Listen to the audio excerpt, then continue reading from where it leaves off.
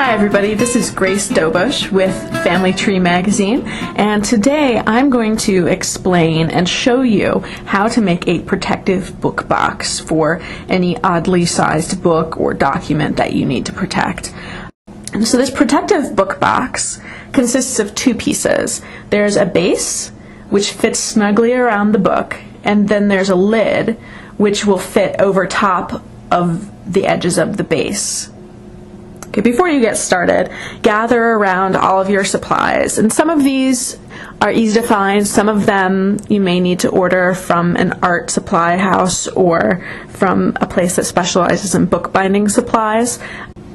So the first step is to measure your book. You're going to have to take the length, the width, and the height and enter those dimensions into the chart on the PDF that has the instructions. And as you can see, I drew out little charts to help me visualize how big these pieces are and how they correspond with each other. And before you start cutting away your bookbinder's board, I always find it helpful to plot out how many cuts I'm going to have to make to minimize the number of cuts. So you can see here I grouped the pieces together by size and marked out where I'm going to have to cut before I actually cut. Once you start cutting your pieces, you want to make sure to mark the dimensions on them so you don't get them confused with the other pieces, because sometimes the difference in length is going to be 1/8 of an inch, but that 1/8 of an inch can make all the difference when you're trying to glue one piece to another. So after I've cut them to the right sizes, I lay them out so I can see what's where, and the next step is to begin gluing. Take the base of either the base or the lid and put a thin coating of glue along one of the long edges.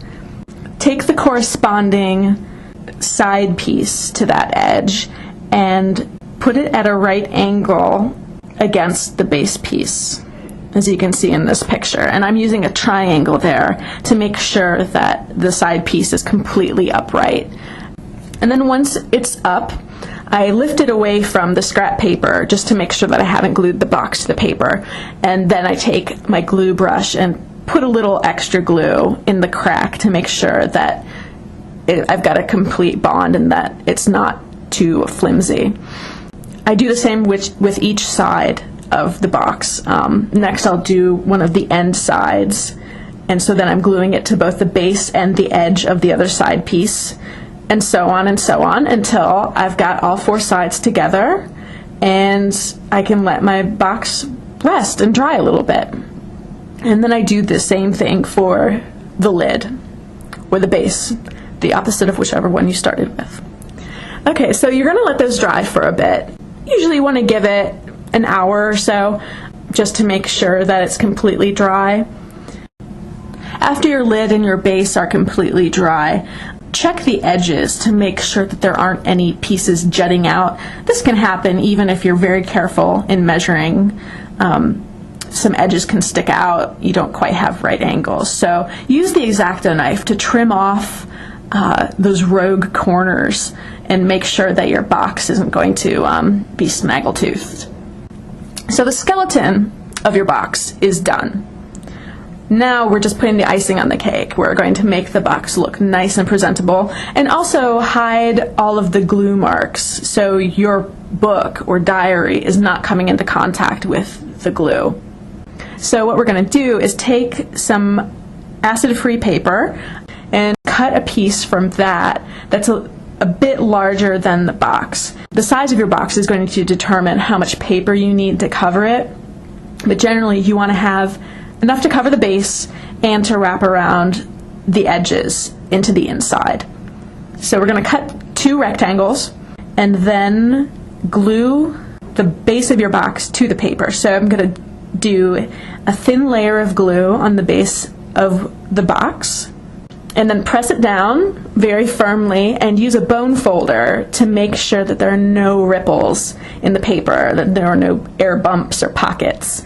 And a bone folder, you can buy it at most art stores. It's very convenient for folding or scoring paper. I use mine to open mail, but it's an absolute must in bookbinding and box making. After you've glued your base or your lid to the paper, we're going to do some crazy cutting around the edges to fold the paper around with the least edges showing. As you can see here, I've made big cuts around the corners, and then I'm going to fold the paper over the edges so I can mark by pinching the paper with my fingers where the corners come together. And then I'm going to cut away little tabs to fold around the edges. After you've applied a thin layer of glue, you're going to fold the paper over the edge, using your fingers to smooth it down as you go. And then once you get it into the inside, use a bone folder to poke into those corners to make sure that everything is laying flat. And you're going to do that to each of the sides and to the other piece of your box.